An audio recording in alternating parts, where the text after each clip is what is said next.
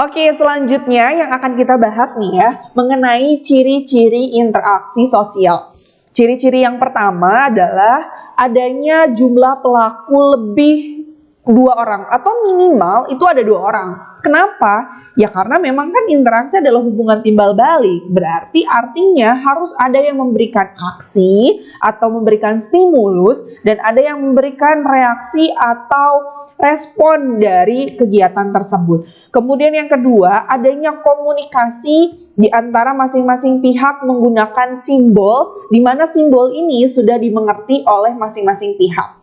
Kemudian yang ketiga, adanya dimensi waktu, masa lampau, masa kini, dan masa yang akan datang untuk menentukan sifat dari interaksi tersebut. Kemudian juga interaksinya itu ada di dalam ruang dan waktu. Artinya memang interaksi ini dilakukan kapan dan di mana. Kemudian yang selanjutnya yaitu adanya tujuan yang hendak dicapai. Ketika memang kita berbicara dengan orang, bertemu dengan orang, biasanya kita punya tujuan nih mau ngapain. Contoh misalkan ketika kalian ingin ketemu sama teman kalian, mau ngobrolin apa sih sebenarnya? Pasti ada tujuannya. Segabut-gabutnya kalian, aku pengen ketemu aja, aku kangen. Nah, kangen itu adalah salah satu tujuannya, begitu ya. Dan yang terakhir, interaksi itu harus menyesuaikan diri dengan status dan peranan yang dimiliki. Artinya begini, dalam interaksi, kalian harus bisa menempatkan diri dengan siapa kalian berinteraksi.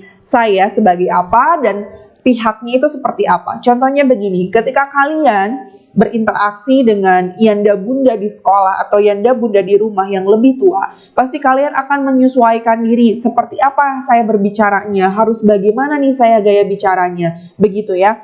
Kalau misalkan dengan teman, itu juga kalian akan menyesuaikan diri. Oh, ini dengan teman aku, jadi santai aja dan lain sebagainya.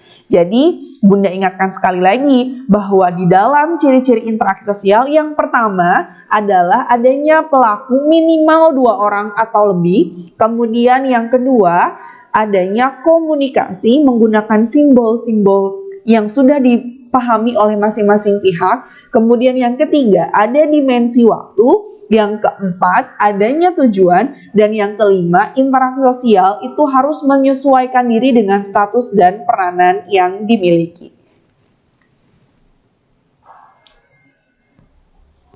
Yang selanjutnya yang akan kita bahas adalah sifat dari interaksi sosial. Yang pertama adalah aksidental. Artinya interaksi ini bisa terjadi secara spontan atau tidak direncanakan sebelumnya. Salah satu contohnya misalkan ketika kalian sedang jalan-jalan di suatu mall begitu ya. Tiba-tiba kalian ketemu sama teman kalian saling sapa, dan kemudian kalian ngobrol, itu aksidental. Karena kan memang sebelumnya kalian tidak janjian untuk bertemu di mall tersebut kan ya. Kemudian yang kedua, berulang. Artinya memang kalaupun tidak direncanakan, itu bisa berulang. Kenapa? Karena mungkin frekuensi perjumpaan yang cukup tinggi. Salah satu contohnya adalah misalkan di sekolah, kalian sering ketemu sama teman-teman kalian, ketika ketemu sama teman ini, oh iya kayaknya aku mau pengen cerita deh. Nah, ya itu yang dimaksud dengan berulang. Kemudian teratur, bisa jadi interaksi yang kalian lakukan juga rutin begitu ya. Kemudian yang selanjutnya adalah resiprokal, artinya timbal balik. Ya, namanya juga interaksi. Berarti ada yang memberikan aksi dan ada yang memberikan reaksi. Dan memang pelakunya lebih dari 2 orang. Selanjutnya yang akan kita bahas adalah sumber informasi yang mendasari interaksi sosial. Ada beberapa begitu ya. Yang pertama adalah warna kulit. Nah, warna kulit ini merupakan salah satu bentuk yang sensitif bagi negara-negara yang memang punya diskriminatif rasial. Salah satu contohnya mungkin adalah di Afrika begitu ya. Ketika ras kulit hitam berinteraksi dengan ras kulit hitam ya mungkin biasa aja, tetapi ada tendensius yang berbeda ketika memang berinteraksi dengan ras kulit putih. Bahkan mungkin ada kecenderungan untuk tidak mau melakukan interaksi begitu ya. Atau mungkin interaksinya malah cenderung ke arah yang negatif begitu. Kemudian yang selanjutnya setelah warna kulit yaitu adalah usia. Di usia ini kalian menempatkan bagaimana kalian berbicara atau berinteraksi dengan mungkin teman sebaya, ya mungkin juga kalau misalkan dengan teman sebaya, kalian akan santai ngobrolnya, akan menggunakan bahasa seusia kalian begitu ya. Tetapi misalkan ketika kalian dihadapkan dengan yanda bunda, orang tua kalian, atau mungkin orang yang lebih tua dibanding kalian itu akan menyesuaikan diri harus seperti apa obrolannya, dibawa ke arah mana obrolannya, gaya bicaranya harus seperti apa, begitu ya. Itu usia. Kemudian yang ketiga adalah jenis kelamin. Biasanya interaksinya akan berjalan sangat begitu lancar kalau jenis kelaminnya itu sama. Salah satu contohnya adalah laki-laki itu akan menghindari sekali ketika berinteraksi dengan perempuan kalau perempuan itu sudah membahas kosmetik ya, bahas parfum gitu ya. Itu pasti laki-laki tuh apaan sih gitu ya. Dan perempuan pun akan menghindari ketika memang obrolan laki-laki itu ngebahas tentang sepak bola, PS, karena memang menyesuaikan dengan kebiasaan dari gender-gender mereka sendiri begitu ya. Kemudian yang selanjutnya selain jenis kelamin juga ada yang disebut dengan penampilan.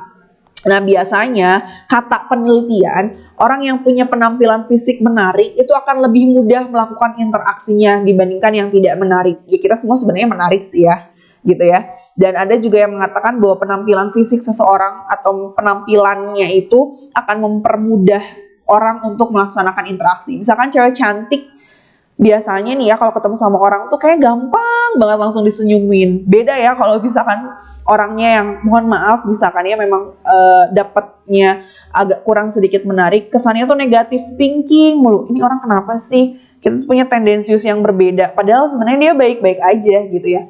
Kemudian yang selanjutnya selain penampilan fisik yaitu bentuk tubuh.